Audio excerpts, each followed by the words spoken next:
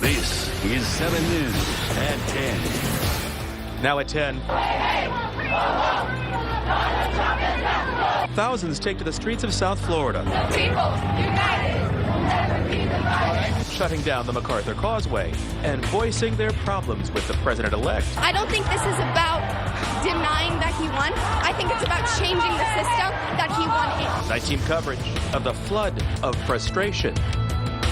And live pictures from downtown Miami, where that strong showing is lasting into the night. Thousands marching with a message in Bayfront Park. Good evening again. Protesters fanned out in full force at various times, blocking traffic on I-95 and the MacArthur Causeway. They all have the same message. President-elect Donald Trump is not the one to lead America. The night team with live coverage of the massive march in Miami and Mr. Trump's turbulent transition into power. We start with Brian Enton, who's been with the protesters all night long. Brian. Bucky's, we're in the middle of Biscayne Boulevard, right in front of Bayfront Park. Take a look. A few hundred, at least, protesters still out here, protesting like they have been all night long. But the crowd has definitely started to fizzle out.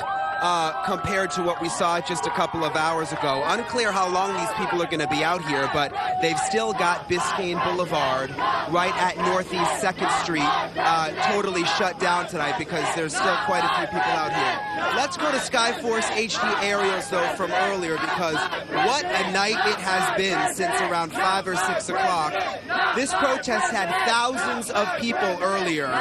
Basically what they did is they got onto 395, they shut down the highway to and from Miami Beach, and then they marched down Biscayne to Brickell, where they got onto Interstate 95 and shut down the interstate in both directions for at least an hour or so. They marched down 95, back to 395, over to Biscayne, and this is where they are now. People saying that they accept that Donald Trump is the president-elect, but that they don't accept them as their president, and that they want to make sure their voices are heard. For the most part, it's been very, very peaceful, but there were some bottles that were thrown from a balcony along the route along Biscayne earlier that actually hit 2 young people. Listen to what them and their families had to say. They were throwing bottles down from that building, and I got cut, and now I'm bleeding on my finger. It just seemed like a bunch of glass circled me and my kids, like, all at once. I heard my 11-year-old screaming, and then I saw glass falling all around the wagon, like one here, and then I grabbed my little one who was in the wagon. The altitude of where it dropped is what is hurting her. It's not cut, it's like bruised and swollen. The protesters have been peaceful, and it's just interesting that I'm with the kids, and we were like in the back, and they threw it directly down around us. So the crowd now is much, much smaller than it was earlier. I would say maybe 500 or 600 people. Earlier, it was easily thousands of people when they were on Interstate 95 and shut down Interstate 95. All of this organized on Facebook, interestingly. Over the last couple of days, people started RSVPing, and they found out about it, and then they came out and they joined the march. And people are already saying here that they are planning another march for tomorrow night. For now, this does not appear to be ending anytime soon. Again, they have Biscayne Boulevard closed here, but it is much, much smaller than it was just a couple of hours ago. For now, live in Miami, Brian Enton, 7 News 19. Well, the protesters caused some major traffic problems earlier in the evening, and Live Night Team coverage continues with Joe Rotes. He heard from some of those drivers in Miami. Joe? Craig, the latest update from Miami police has Biscayne Boulevard blocked off not far from where we're standing as those protesters make their way back to Bayfront Park. But not long ago, they were crossing through the intersection of Southeast 2nd Street here and Southeast 2nd Avenue, making their way toward I-95. This has been a real headache for drivers tonight. Anybody trying to navigate their way through downtown Miami or even trying to get their way to Miami Beach. All of this lasting for at least 3 to 4 hours.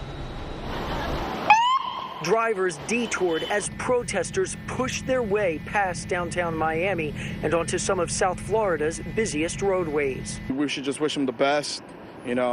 There's nothing to lose, you know. The country's already in bad condition as it is. Those angry with President-elect Donald Trump stopping traffic on the MacArthur Causeway. Well, it'll probably run for a little while yet. Skyforce HD showing how far back that line of cars reached.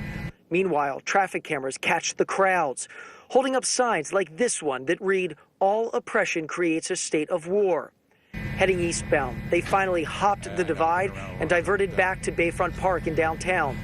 Those trying to make it to Miami Beach or back, stuck in the thick of it. I want to protest myself, but not on the bridge. You know, blocking the bridge on a Friday night is crazy. I think everyone has the right to express their opinion however they can, and if it helps, then so be it. Henry Alexander capturing the commotion on his phone as demonstrators marched by his car. Protesters then hitting downtown, this time aiming for I-95. Delivery driver Christopher Lorenzano watching as they stuck campaign signs in the ground and went onto the interstate. It's horrible. I mean, I obviously have to park my scooter and walk 1 or 2 blocks over to do at the hotel and go on about the day and do more deliveries. Good news as you look toward I-95 on Southeast 2nd Avenue where we are standing right now. Traffic is moving again. This seems to be, more of your typical Friday night traffic in downtown Miami. But of course, those protests have been moving, so all of the roadblocks that we've been seeing throughout the night are rolling as well again as those protesters make their way back toward Bayfront Park. Reporting live in downtown Miami, Joe Roth, 7 News 19. And Joe, Miami, just one of many cities seeing protests tonight. In Atlanta, a large crowd setting a fire in the middle of a street. Thousands marching and forcing street closures there. In Orlando, a big crowd gathered in the heart of downtown, holding signs and chanting there. This rally, too, has been peaceful. And a show of solidarity in the city of brotherly love. Thousands banding together around Philadelphia's City Hall late into the night. The protests coming during a time of transition for President-elect Trump. He's tapping some big names to help him with his move into the White House. The night team Sheldon Fox is live in the Satellite Center with details. Sheldon. Belkis, they're especially familiar faces to Mr. Trump, people who've helped him power through a campaign few will forget. But is he changing course now on how he plans to deal with health care? I mean, I know how to do this stuff. President-elect Donald Trump is talking about how he'll handle a signature piece of his campaign platform once he takes office. His promise to repeal and replace the Affordable Care Act, otherwise known as Obamacare. He spoke about it to Leslie Stahl of 60 Minutes. When you replace it, are you going to make sure that people with preconditions are still covered? Yes, because it happens to be one of the strongest assets. You're going to keep that? Also, with the children living with their parents for an extended period, you're going to keep very much try and keep that. Adds cost, but it's very much something we're going to try and keep. The Wall Street Journal also reported Friday that after his Oval Office meeting with President Obama a day earlier, Mr. Trump indicated he might reconsider preserving portions of the president's health care plan regarding those with pre-existing conditions. The president-elect also talked about his discussion with his opponent post-election. So Hillary called, and it was a lovely call, and it was a tough call for her. I mean, I can imagine. Tougher for her than it would have been for me, and for me it would have been very, very difficult. She couldn't have been nicer. She just said, "Congratulations, Donald." He said former President Bill Clinton also called. He couldn't have been more gracious. He said it was an amazing run, one of the most amazing he's ever seen. Said that. He was very, very, really very nice. Those within Hillary Clinton's inner circle are blaming her election loss on FBI Director James Comey for reviving the former Secretary of State's email controversy, according to CNN, which heard stories like this from key supporters. I was in Clinton headquarters just a few days before the election, and we were looking at data that was very favorable. The Comey announcement had kind of turned that data in a different direction. Meanwhile, Mr. Trump's transition team is coming together. Vice President-elect Mike Pence will lead that charge. New Jersey Governor Chris Christie will serve as vice chairman. Campaign manager Kellyanne Conway was rumored to have been offered a key White House position, but isn't discussing that beyond saying this. That's between President-elect Trump and me at the moment. And to be frank with you, I'm not that focused on me. More than a dozen other people will also advise the incoming president on transition matters. They include some of Mr. Trump's children.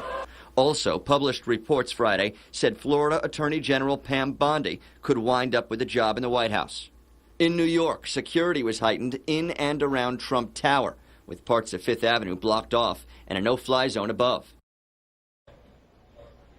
And back to that transition team, Vice President-elect Pence and Governor Christie are joined on the executive committee by former House Speaker Newt Gingrich, retired neurosurgeon Ben Carson, Lieutenant General Michael Flynn, former New York Mayor Rudy Giuliani, and Alabama Senator Jeff Sessions. We're live in the Plex. Sheldon Fox, 7 News 19.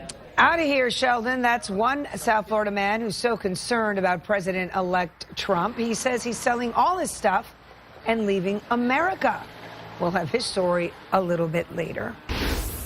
Now let's take you back out live to Bayfront Park. This is in Miami, Biscayne Boulevard, where protesters don't seem to be letting up anytime soon. We have a crew there, so stay with 7 News during the newscast and over the next couple of days as these protests over President-elect continue to heat up.